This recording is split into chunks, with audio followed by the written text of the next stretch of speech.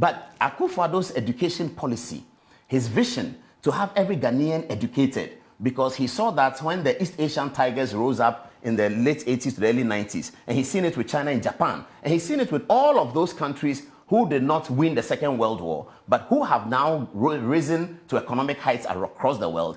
Education was fundamental. The literacy rate was very fundamental. And if you look at Ghana's history, you go back to the Nkrumah era. Ghana was Ghana because our literacy rate and our education policy was fundamental. Nkrumah decided that to unite the country, he was going to allow free education in the northern sector of the country. This was a Ghana at the time who had a strong GDP, did not have a significant debt to GDP ratio, a Ghana that had inherited so much money from British colonial authority, a Ghana that was on track, and a Ghana that was with a 6 million population that was to manage.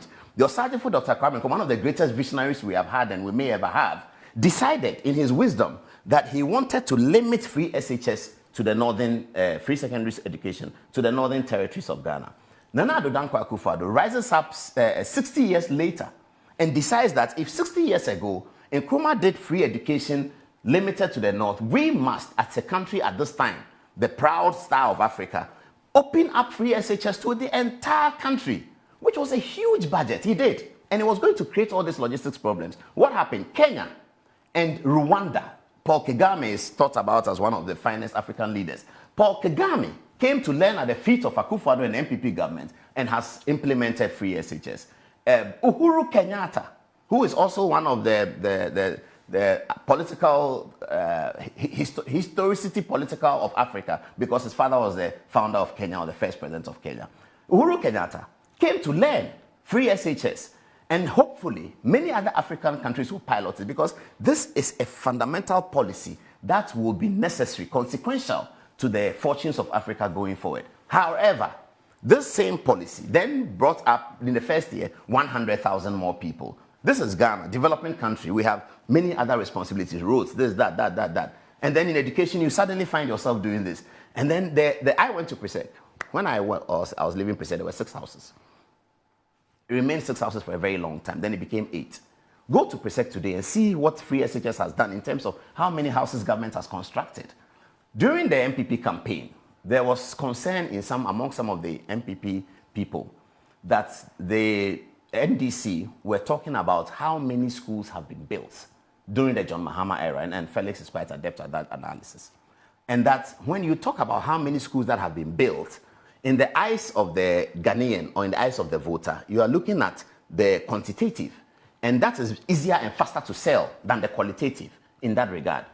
We have had, as MPP, as the person was saying, has had so many schools being expanded with sheer numbers. If we had used that money to build another school, perhaps in terms of the quantitative conversation, you could have matched the NDC that they said, we've built 38 schools, we have built 75.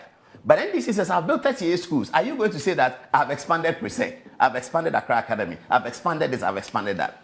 Now, the reason why the Akufo-Addo government did that was that Ghana had come over a long way, where schools have now been divided into first-class schools and second-class schools and all of that, as a result of support from sometimes old students and all of those things. So we have had this situation of some schools are better or seem better than others and prepare students better. Akufo-Addo didn't like that. He really wanted to equalize the situation.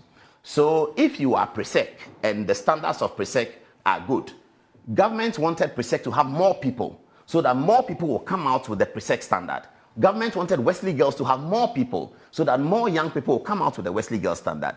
Now, in the second half of that conversation, what the Honorable Minister Osei Aduchum began to do was to take a Presec headmaster and take him to another school and see whether we can foster the culture of Presec in another school. That is why today, the school they call Manfi Wesley Girls, but it's actually a Manfi Presbyterian Girls School, it's being looked at as one of the top schools. Keta Secondary School is being looked at as one of the top schools because it was a model that was actually borrowed from colonial times. The people who go to Prempeh College, the people in Adisadel tease them that they are the Adisadel of the something, of the Ashanti region, because a headmaster was taken from Adisadel to go and set up Prempeh College and make it look like Adisadel. So this was the policy that perhaps created a problem. Okay. And the fundamental thing we need to point out is that the Akufo-Addo administration did not run from 2021 to 2024. It started from 2017, and its performance from 2017 until COVID was actually sterling. He speaks about education and touts free SHS. I saw upon Nkrumah make a song and dance about free SHS. So you say that senior high school students cannot afford to pay 800 cedis and 1,500 cedis as fees. Because of that, you need to intervene across board and pay everybody's fees. True. But Paul also admits that because of poor planning, the system was overwhelmed.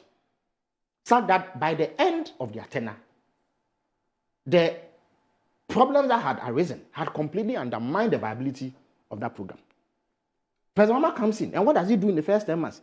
Before they left office, every day on your show, you showed gory pictures, harrowing pictures of students in senior high school eating food that, with the greatest of respect to everybody listening, even dogs in some homes today will not eat. Today, the situation is not like that, because over 1 billion cedis of money has been pumped into that. Schools, through the association, CHAS, has been involved in the procurement, such that critical inputs that are needed to prepare food for students are bought by the schools themselves. And then central government complements it with the more difficult to procure items. Proper management, that is what is happening. When you go to the tertiary level, those students who can pay 1,500, 800 cedis are then compelled to pay between 3,000 and 5,000. What have we done? 130,000 students, 130,000 students have had their fees paid for them at tertiary level. So when Ofosu sits in the studio and pretends, willfully displays willful blindness, and says that he doesn't see what we've done in 8 months, that right there is his answer. 130,000 students have had their fees paid. And I'm telling you that those fees are more, in some instances, they are 2 times higher than what you pay at senior high school level. In addition to this, all the arrears they left, school feeding, for about 6 terms, they were not paying caterers. Moro, for about 6 terms, they were not paying capitation grant. What is the use of having an educational system if you cannot finance it? 6 terms, they were not paying capitation grant. Okay. Not only has capitation grant been increased, we've actually been able to pay and are current in terms of payments. Do you hear of school feeding agitation lately? You don't. Why? Because the caterers have been paid, including those who they contracted and refused or failed to pay, most of whom were their women organizers. Right. Look at the energy sector. In the last 8 months alone, $1.3 billion has been spent by this government to procure fuel. So when you go home and your electricity is stable, that is how it is being managed. Okay. When they were leaving, they didn't leave a liter of fuel. Okay. For this government, how were they even expecting that their lives to be on? They adopted a scorched earth tactic on that matter. Now let me come to the issue of the free, 24-hour economy that Ofosu. Ofosu is not on this show, Minister. No, but he has played his insect on multiple occasions. No. But it is something that. But I'd like to congratulate you for something. You know, this free SHS thing you are talking about, and I'd like to also congratulate Ghanaians in that regard, because Ghanaians have become very matured, and our democracy is maturing. This is the NDC who did not believe in free SHS. How so? This is the NDC. Stop right there. I'm on the floor. Stop right there. Okay. But now NDC is supporting free SHS, which is not their policy. What you expose. No, it's not your policy. Listen. Is it your policy? No, listen to me. You see, we don't need to split hairs over obvious matters. Yes, so that's our policy. That's not a problem. Look, and the policy that you are supporting. In 2014, yes. The first steps in free SHS were taken by President Mahama. In fact, when they came to power, they claimed that we had left arrears in the implementation of free SHS, even if it was progressive. That is an admission that we started it. If we hadn't started it, how would the arrears have accrued? Number two was settled in 2022. It was not settled. It was about not, who brought free SHS. You still believe NDC brought free SHS? When you were speaking, I kept please. But I'm interested in that. No problem. I'm also very interested. Okay. Paul, I'm asking you a question. Yes, please. Napo, who you wanted to become vice president, who you campaigned actively for, yes, says that when he became education minister, the NDC had left arrears of about 30 million or so because of the implementation of free SHS. These were Napo's words, and Napo was education minister. You cannot be more credible in education matters than Napo, who was there. I don't know why Napo would say that. Because the first time free SHS appeared in parliamentary hazard. I beg you. I beg you. Okay. Paul, yes, you please. cannot question Napo's locus. When No, it comes to education. I don't know what he said. Of course, you won't hear it. No problem. It's not a problem. It's actually so I'm telling you, it's a fact. It's a fact that it can be tested. But the free SHS. But if you allow me to land, you see, it doesn't matter where free SHS appeared.